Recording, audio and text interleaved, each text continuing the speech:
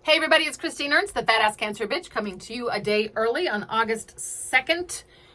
Here in the cozy writing cottage. It's very cozy. It's a little muggy.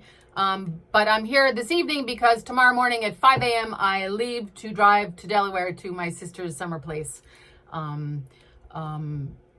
which will be lovely. There's a pool and a beautiful beach, and she bakes loaves and loaves of sourdough bread. And there's a beaver lodge. There's a nature trail around her neighborhood, and there is a bona fide beaver lodge. I thought at first maybe like they built a fake beaver lodge is like an attraction for the people that live there, but it's a real beaver lodge, and I've never seen a beaver. I've been going there for years and I still haven't seen a beaver. But I'm feeling that this is my year.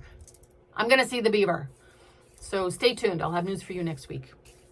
But it's August 2nd, and you know what that means. You know what that means. It's time for a new hot priest. So goodbye, Father Luglio. And hello.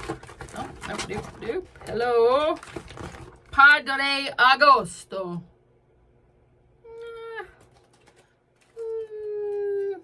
As hot priests go, I don't know, not so hot. Maybe it's the hat. But no, I guess every year has a not so hot priest. See what September brings. Was it a junky week for you too? Because it was kind of a junky week here. I was a machine at work. I had to get so much done so I could go on vacation.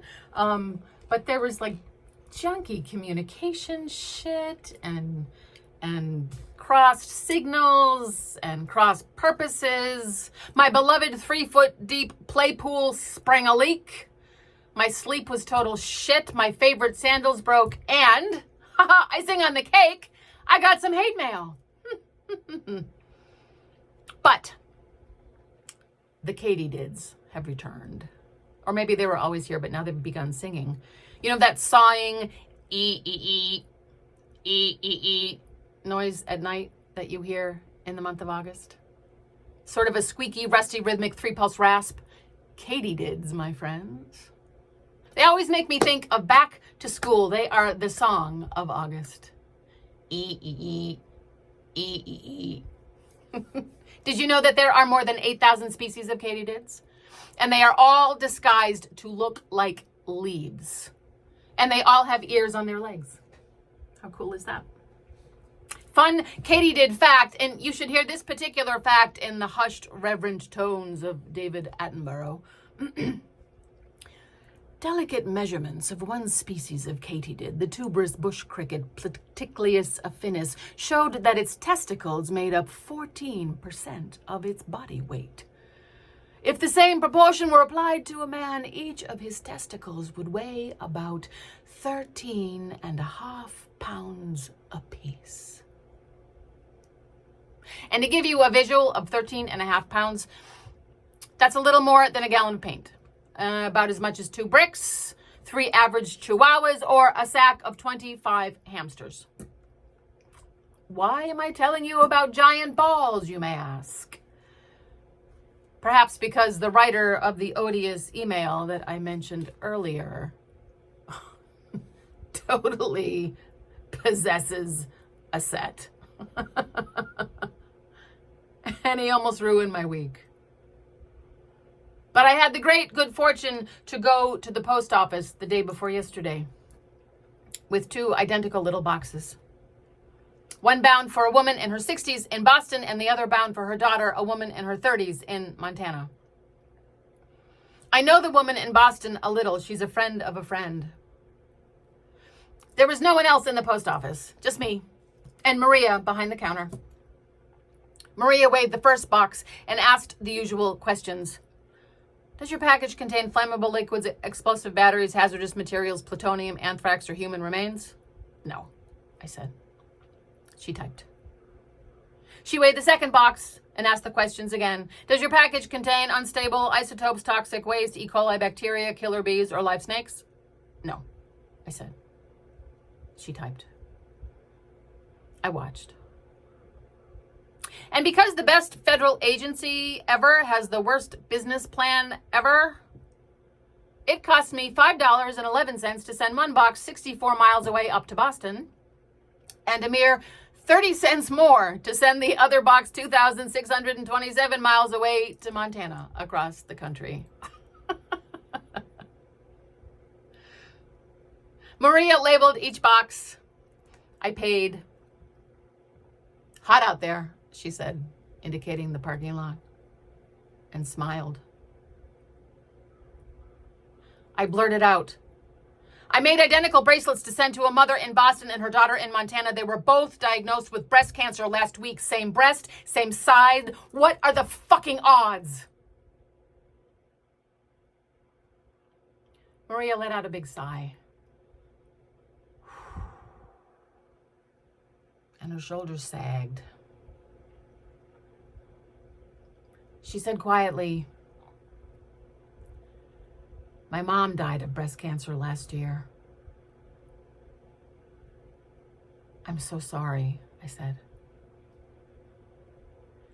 She continued, counting on her fingers. Lost my aunt, my grandmother, my other aunt, my sister, she said. Guess I've been the lucky one, she said. I reached across the counter. I didn't touch her. I just sort of leaned in toward her. Me too, I said. And I put my hand on the blank spot on my chest. I'm lucky too. She looked at me and smiled. She put her hands over each box like a blessing. We were both silent for a moment. Let's get these in the mail, she said. So take that, you jerk letter writer. You dumb bloviating goon.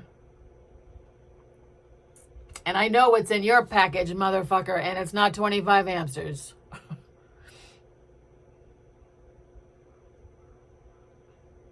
Those bracelets were stamped with the word mighty.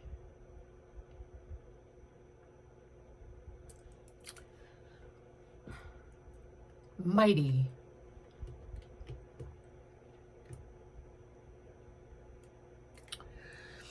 So I hope maybe you rescued your own junkie week. Wrestled it away from the assholes. Sons of bitches. Go listen to the Katydids tonight. What a remarkable impression of a Katydid, Christine. Go listen to the Katydids. Send someone a little gift. Go have a moment with a postal worker. Go find those moments. They're everywhere. Everywhere. And we're so lucky to find them. But you gotta look for them. You gotta make them happen. Have a lovely weekend. Maybe you're also going on vacation. Come as you are, and you are beloved. Thanks for tuning in, folks. I will report back dutifully next Saturday, hopefully with a good beaver story. Oh, that's neat. A testicle story this week and a beaver story next week. I'm on fire. Mighty!